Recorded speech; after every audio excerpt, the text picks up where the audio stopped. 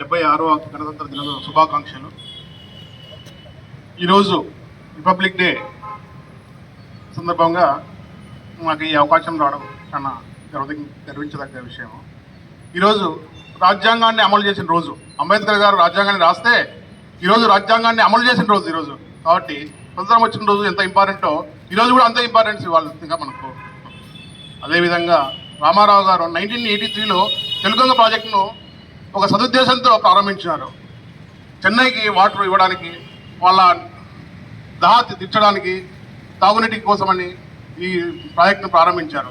అదేవిధంగా రైతులకు, ఆంధ్రప్రదేశ్ రైతులకు సాగునీటి సరఫరా కోసం కూడా సుమారు 3 లక్షల హెక్టార్ల నీళ్లు పారే విధంగా డిజైన్ చేశారు ఈ ప్రాజెక్టును.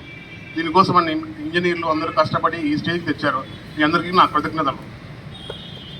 అదేవిధంగా రైతులు ఈరోజు ఎస్సీ గారు చెప్పారు, రైతులు లేకోకుండా మనం లేము అనే ఉద్దేశంలో రైతులకు మనం సక్రమైన మార్గంలో నీటిని అందించే విధంగా అందిస్తే వాళ్ళు మన పంటలు పండించి మన చేతికి అందిస్తారు. రైతులు లేనిది ఈరోజు రాజ్యం లేదు. రైతులు కష్టపడి పండిస్తేనే మనం ఈ స్థితిలో ఉన్నాం. మనం రోజు తినాలన్నా ఏం చేయాలన్నా రైతులు కష్టమే ఇది. కాబట్టి మనం రైతులను గౌరవించి సరైన సమయానికి వాళ్ళకి నీళ్ళు అందించే విధంగా మనం ప్రయత్నించాలని కోరుకుంటున్నాను.